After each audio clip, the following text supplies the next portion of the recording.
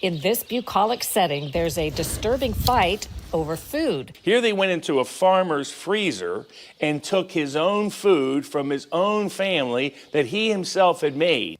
Government regulations are running up against farmers and families who want their milk untouched.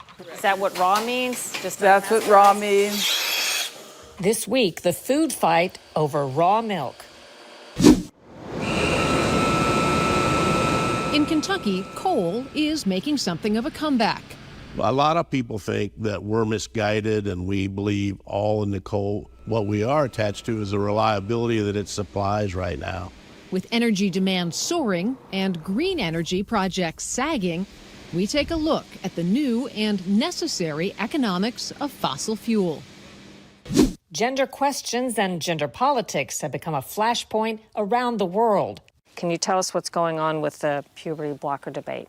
We've had an explosion post-COVID of the number of young people who have assigned themselves as, transgender. We head to Europe for a look at the debate and a ban on giving children treatments to make them look like the opposite sex.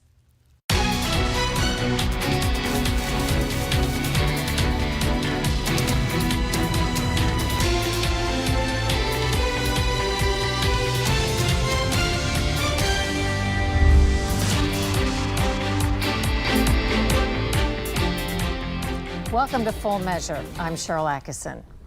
Donald Trump campaigned in part on the promise to make America healthy again. That pledge attracted voters engaged in a growing national battle over food. They claim the government is making it hard to buy food that's safer and more nutritious while force-feeding us a diet that's unhealthy and causing chronic diseases. Today we hear both views, starting with the debate over raw milk. Nestled in the gentle hills of Brandywine, Maryland, is P.A. Bowen Farmstead, where owner Sally Murrow sells cheese, eggs, and most importantly for the purposes of this story, raw cow milk. Is all of the milk that you sell unpasteurized? That's correct. Is that what raw means? That's what raw means. Today, a debate rages over which is healthier and safer, raw milk or pasteurized milk, and what rights the government has to limit the choices of farmers and consumers. What is the idea that there's something in the milk that stimulates the immune system in a good way? It creates the immune system, strengthens the gut wall, kills pathogens. And then in human studies, and these were done in Europe in the last couple of decades, you have less asthma, less respiratory disease, and less fewer allergies in children brought up on raw milk. The idea of pasteurizing or heating to kill bacteria was patented in 1865 by French scientist Louis Pasteur, first used on beer, then milk. Scientists discover that cows can spread disease through their milk. Even worse, bad milk is linked with the deadliest disease of the day, tuberculosis. By 1907, scientists know that heating the milk can stop tuberculosis cold. Soon, Pasteur's process is the law of the land.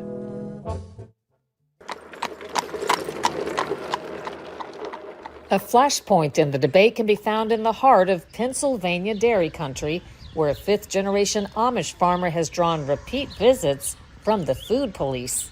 They want to make him an example so they can have complete control of our food supply in America. Robert Barnes is an attorney speaking on camera for farmer Amos Miller, since the Amish typically decline to be photographed. Over the last 5 years, either the state or the federal government has at various times raided his farm, searched it, seized food related to it, tried to destroy food related to it that they found, and often tried to shut him down. When we visited, the state had tagged and ordered destruction of $100,000 worth of raw milk and other food, arguing Amos Miller doesn't have the proper permits. Barnes says the permit requirements are unconstitutional and claims the government has wrongly blamed Miller's products for several illnesses. The government wants a monopoly on the food supply. They want to use Amos Miller's case to set the legal precedent for a monopoly on food supply. Here they went into a farmer's freezer and took his own food from his own family that he himself had made. That's the precedent they want to set, that they can go into anybody's home at any time, whenever they think there's any food in there, because if they have a complete monopoly on food, that gives them extraordinary power. So you got every kind of wonderful cheese known to man. More states have been legalizing the sale of raw milk products, responding to growing consumer demand. But here in Maryland, there's still a ban on selling raw milk products for people to eat and drink. As with many such farms, the raw milk sold here is labeled for pet consumption only, avoiding the issue of some regulations. What customers do with the milk is their own business. Has the government, do you feel, gotten more aggressive about warding people off of raw milk? Well, recently there's been this big push to tell people that raw milk is dangerous, but we have probably 20 million people drinking raw milk in this country who know that that's not true. Sarah Sorcher has a different view.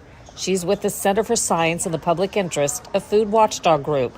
They're against a growing push to put raw milk on more of America's grocery shelves. It's become an issue recently because a number of states are passing laws that open up the market for retail sales of raw milk. But when we're talking about putting it on grocery store shelves, you have consumers who may have no experience with the product being exposed to that risk. And we're going to see more illness, more hospitalization, and potentially more deaths as a result of these policies. What's potentially in the raw milk and why? So milk in its raw state contains bacteria that can be harmful. So we have pathogenic E. coli, the same E. coli that caused the Jack in the Box outbreak. It's present in ground beef. That can be found in raw milk. Salmonella, Campylobacter, Brucella. Do we have any idea how many people are getting sick from raw milk? When they looked at sort of the amount of raw milk that's being sold versus pasteurized, and they compared that to the outbreak rate, they found that raw milk is 150 times more likely to cause an outbreak than pasteurized milk. So there's certainly a potential to have more illness if the sale is expanded. Pasteurized milk can be problematic as well, just not as often, you're saying. Yeah, with pasteurized milk, there can be contamination after the pasteurization occurs. You could still have issues from that, but the scope and scale is really far reduced by the pasteurization process.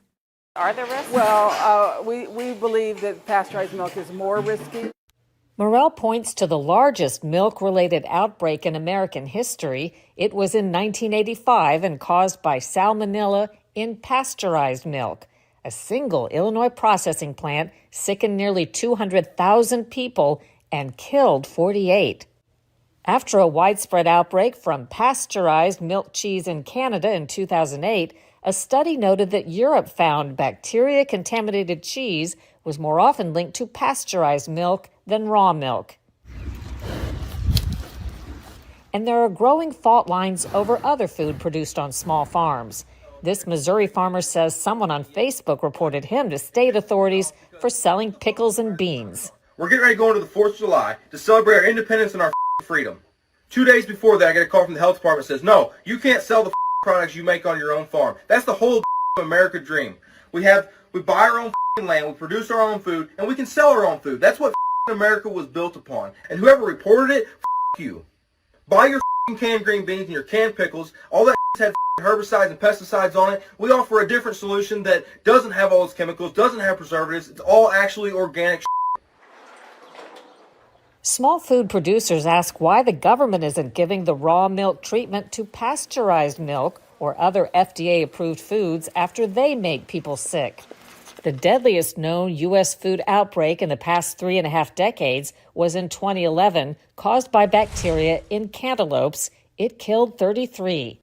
To name a few examples from this year, fears of listeria bacteria led to a massive recall of 11.7 million pounds of meat, including at hundreds of schools. Also recalls of ice cream and Planters nuts.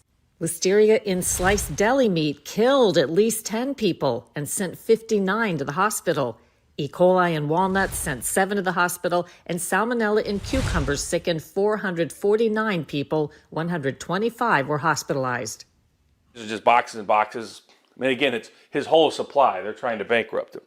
Small food producers argue the government is tagging their food while giving its stamp of approval to food containing chemicals, metals, preservatives, dyes, and toxins known to cause everything from chronic diseases and cancer to brain and fertility problems. And these are the same Pennsylvania Department of Agriculture people that tell you sanitary is taking 4 chickens, sticking them in a tiny little cage, letting them eat each other's crap, and then feeding it to you. That's their definition of sanitary. Amos Miller was ordered to destroy the government-tagged food, but a court has put that on hold and is allowing him to sell to customers out of state. Pennsylvania law only technically prohibits in-state sales of non-permitted food. Murrow is convinced she's part of a movement that will continue to grow and find support. This is the future. Raw milk is the future. It will mean that we have healthier children, healthier farms, healthier rural economy. Delaware recently passed a bill to allow sales of raw milk. Meantime, the FDA announced it will soon start testing raw milk for bird flu.